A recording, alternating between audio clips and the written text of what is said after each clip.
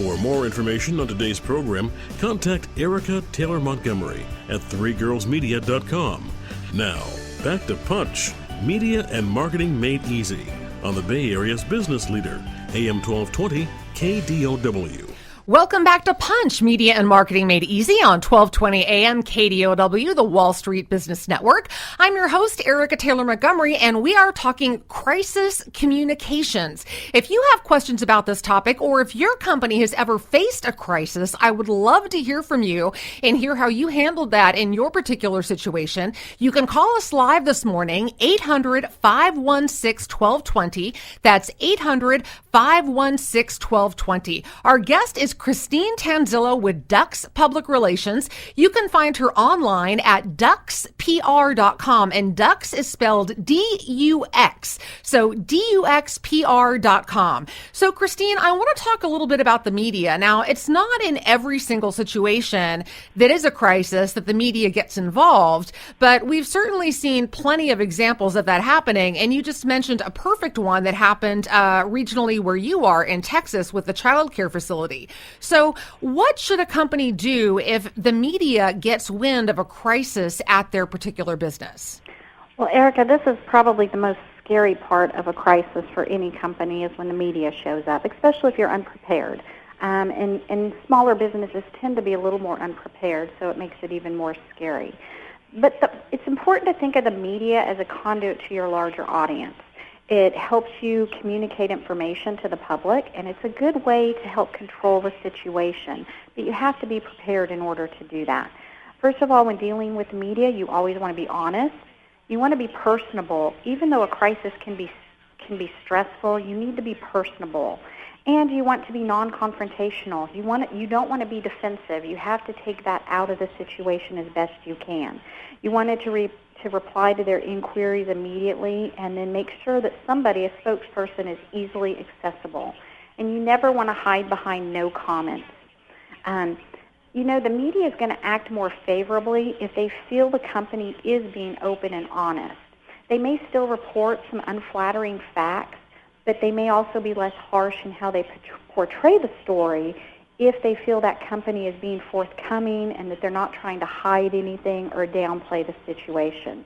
I'll use another example because I think examples really help people understand how these things come into play and how you might deal with it. Absolutely. Let's think of a restaurant. Say the media shows up after having received word that maybe a dozen or so consumers received food poisoning after eating at this restaurant.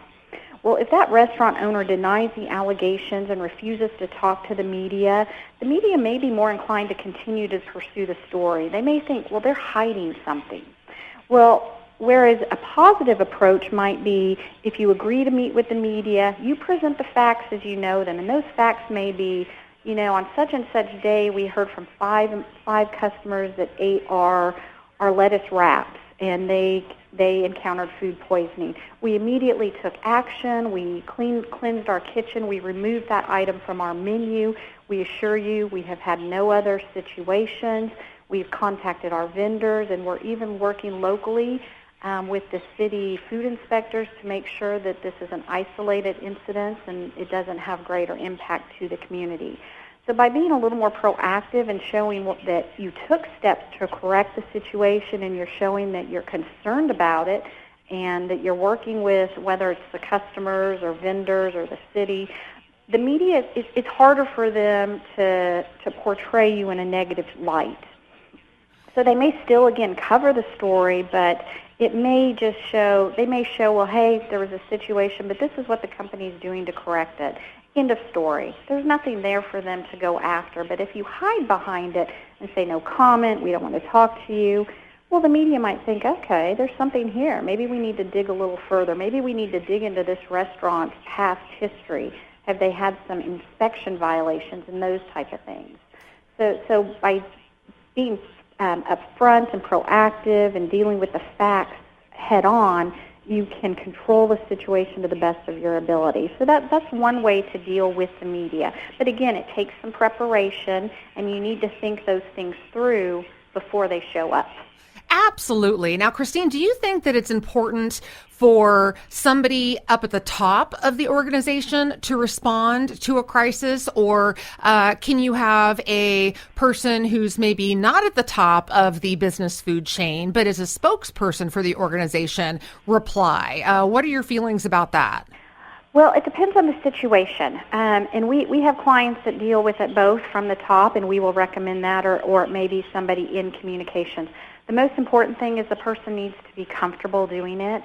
Depending on the crisis, for example, if it was a crisis involving some kind of injury, whether it's to a customer, an employee, or a death, that's a little more sensitive. So you tend to want to have a higher level person, somebody that's in charge of the company, maybe the CEO or the president. If it's something maybe dealing with maybe it's a product recall from a manufacturer, it may be more appropriate for somebody in the manufacturing facility to do it, maybe a vice president of manufacturing, or again, someone in communications. So it's going to depend on the situation. It's going to depend on the size of the company. We prefer that somebody higher up handle the situation because, again, the buck stops at the CEO, if you will. Sure. So if they're prepared, and it sends a more positive message that they're being the spokesperson than someone else. But again, it varies by situation, and it's not inappropriate for somebody in communications to handle it as long as they're trained, they're equipped, they're comfortable with it, and depending on the situation. Again, if it were involving some kind of injury or death, we would highly recommend somebody higher up like the CEO.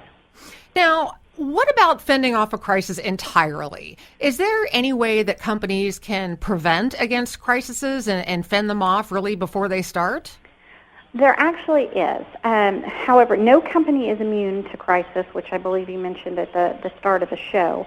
You're fortunate if you can control them all, and maybe if you're in a 25 lifespan of your business, you only have one, you're very fortunate. Really, the best thing to fend it off is being prepared. It helps you manage the situation. It can help you eliminate or possibly reduce some of the negative repercussions that might come with a crisis. And being prepared really puts you in a better position of control. So that's really important. And again, being prepared doesn't necessarily mean you have to have a 50-page document and you have to bring in all these consultants. It's just a matter of what we talked about earlier on in the program of assessing your business model. What are the type of crises that could happen? What's the type of risk that it could damage your reputation and hurt your profitability? And then looking at it on what you would do to take steps. And those can be things that are easily done in some type of outline format, but it just shows that, it helps if you put it down on paper so that you can think it through and then go from there if a crisis should erupt. And then if you're, have several employees, depending on the size of your business, it may be something you need to practice. Practice the situation, do a drill. How would everyone act? Make sure everybody's prepared. Maybe do some training with your team, whether that's spokesperson training or just training on, customer service. How do you respond if you get 5 people in a day calling that, some child went to the emergency room because they swallowed some product, something out of a toy they bought from you? How do you respond? What's the escalation chain to make sure that you get a handle on that situation? So it's just putting some thought into your business and putting it on paper in some format, and then rehearsing it with your team, making sure the team that you've identified as your crisis team knows how to handle the situation and to escalate it when necessary. I think that's so important. And I actually have a client with Three Girls Media and Marketing that is in somewhat of a controversial industry, and they get calls from the media quite frequently. And they have actually pinged me to be their spokesperson for the media. So they actually have my name and all of my contact information on a piece of paper that's sitting very, very prominently at the front desk where all of the employees can see it, where everybody knows where it is. And the first thing they do when they get a call from the media is they pick up the phone and they call me and let me know about it. And I think that informing your employees so they know what to do in a crisis situation, whether it's small, medium, or large, or whether you get a call from the press, and maybe you get a call from the press and you don't even know what it's about. It could be good, it could be bad, you don't know. But responding right away and making sure your employees know the chain of command and know what they're supposed to do in the case of a crisis is extremely important.